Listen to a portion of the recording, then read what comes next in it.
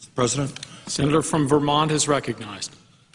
Mr. President, there is a war going on in this country, and I'm not referring to the war in Iraq or the war in Afghanistan. I'm talking about a war being waged by some of the wealthiest and most powerful people in this country against the working families of the United States of America, against the disappearing and shrinking middle class of our country. The reality is that many of the nation's billionaires are on the warpath. They want more, more, more. Their greed has no end, and apparently there is very little concern for our country or for the people of this country if it gets in the way of the accumulation of more and more wealth and more power. Mr. President, in the year 2007, the top 1% of all income earners in the United States made 23.5% of all income. Top 1% earned 23.5% of all income, more than the entire bottom 50%. That's apparently not enough. The percentage of income going to the top 1% nearly tripled since the 1970s. In the mid-1970s, the top 1% earned about 8% of all income. In the 1980s, that figure jumped to 14%. In the late 1990s, that 1% earned about 19%. And today, as the middle class collapses, top 1% earns 23.5% of all income, more than the bottom 50%. Today, if you can believe it, the top 1/10 of 1% earns about 12 cents of every dollar earned in America. So we talk about a lot of things on the floor of the Senate, but somehow we forget to talk about the reality of who is winning in this economy and who is losing. And it is very clear to anyone who spends 2 minutes studying the issue that the people on top are doing extraordinarily well at the same time as the middle class is collapsing and poverty is increasing. Mr. President, if you can believe this, many people out there are angry. They're wondering what's happening to their own income, to their lives, to the lives of their kids. Since between 1980 and 2005, 80% of all new income created in this country went to the top 1%. 80% of all new income.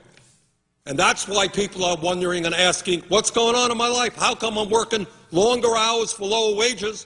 How come I'm worrying about whether my kids will have as good a standard of living as I've had?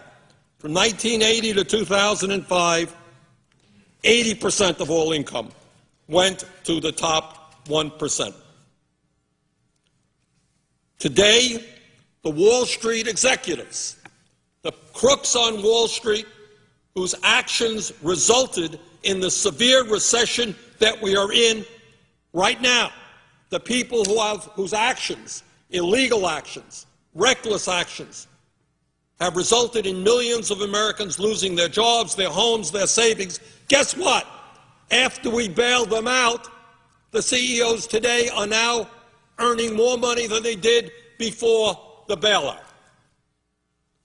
Mr. President, while the middle class in this country collapses and the rich become much richer, the United States now has by far the most unequal distribution of income and wealth of any major country on earth. When we were in school, we used to read the textbooks which talked about the banana republics in Latin America. We used to read the books about countries in which a handful of people owned and controlled most of the wealth of those countries. Well, guess what? That's exactly what is happening in the United States today. Mr. President, the wealthiest people in this country, not all of them, by the way, not all of them. There are many wealthy people in this country who understand and are proud to be Americans, who understand that one of the things that's important is that all of us do well. But there are, on the other hand, many others whose apparently only concern is more and more wealth and more power for themselves. And this is an issue, this greed is an issue that we have got to deal with. Now, in the midst of all of this, growing income and wealth inequality in this country, we are now faced with the issue of what we do with the Bush tax cuts of 2001 and 2003. And if you can believe it, we have people here, many of my Republican colleagues, who tell us, oh, I am so concerned about our record-breaking deficit. I am terribly concerned about a $13.7 trillion national debt, terribly concerned about the debt that we're going to be leaving to our kids and our grandchildren. But wait a minute, it's very important that we give over a 10-year period $700 billion in tax breaks to the top 2%.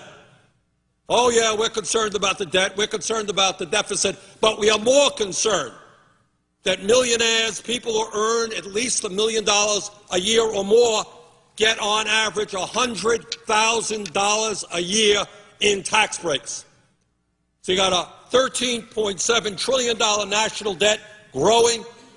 You got growing income inequality, top 1% earning more income than the bottom 50%. But the highest priority of many of my Republican colleagues is to make sure that millionaires and billionaires get more tax breaks. I think that that is absurd.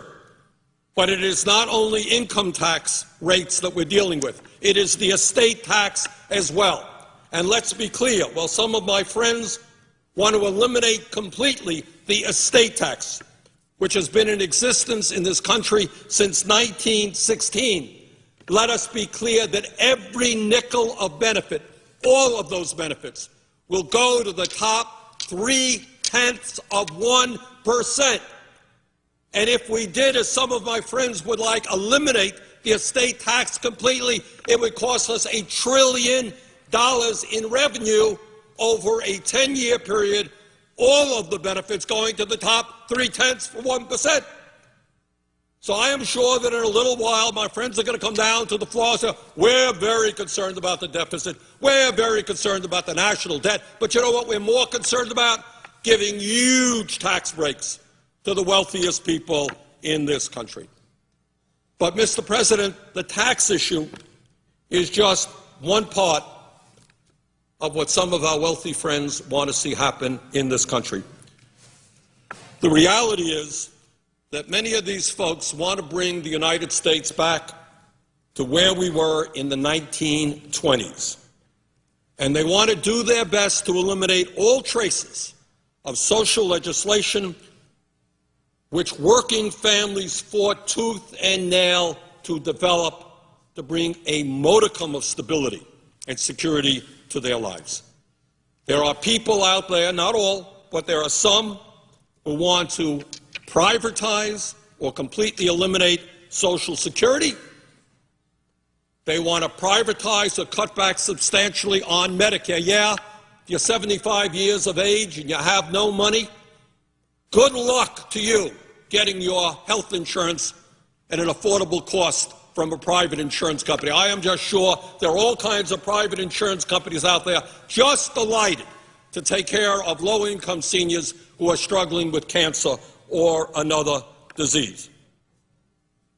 Mr. President, furthermore, there are corporate leaders out there and many members of Congress who not only want to continue, they want to expand our disastrous trade policies.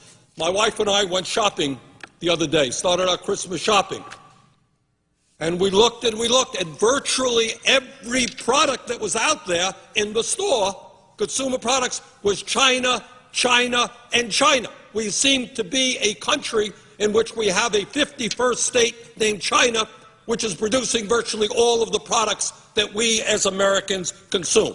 Our trade policy has resulted in the loss of millions of good-paying jobs as large corporations and CEOs have said, why do I want to reinvest in America when I can go to countries where people are paid 50 cents, 75 cents an hour? That's what I'm going to do. To heck with the working people of this country.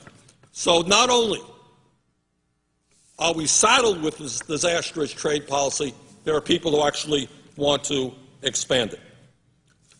Now, one of the things that we're going to see going on is that while we struggle with a record-breaking deficit and a large national debt caused by the wars in Iraq and Afghanistan, caused by tax breaks for the wealthy, caused by an unpaid-for Medicare Part D prescription drug program, caused by the Wall Street bailout, driving up the deficit, driving up the national debt. Then some people can say, oh, my goodness, we got all of those expenses, and then we got to give tax breaks to millionaires and billionaires, but we want to balance the budget.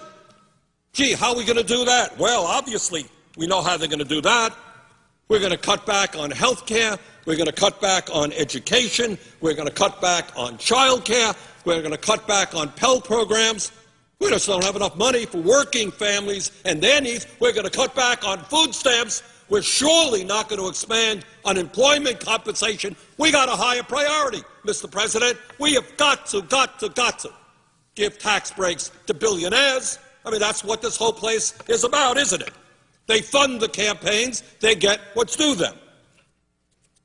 Mr. President, amazingly enough, we have our friends on Wall Street, the CEOs of the large financial institutions. They want to rescind or slow down many of the provisions, the very modest provisions in the financial reform bill. I voted for the financial reform bill, but I will tell you clearly it did not go anywhere near far enough, but it went too far for our Wall Street friends and their lobbyists who are all over here. And for the hundreds of millions of dollars Wall Street spends on this place, they want to rescind, slow down some of the reforms there. These people want to cut back on the powers of the EPA and the Department of Energy so that ExxonMobil can remain the most profitable corporation in world history, while oil and coal companies continue to pollute our air and our water. Last year, ExxonMobil made $19 billion in profit. Guess what? They paid zero in taxes. They got a $156 million refund from the IRS. I guess that's not good enough. We've got to give the oil companies even more tax breaks. So, Mr. President, I think that's where we are. We've got to own up to it. There is a war going on.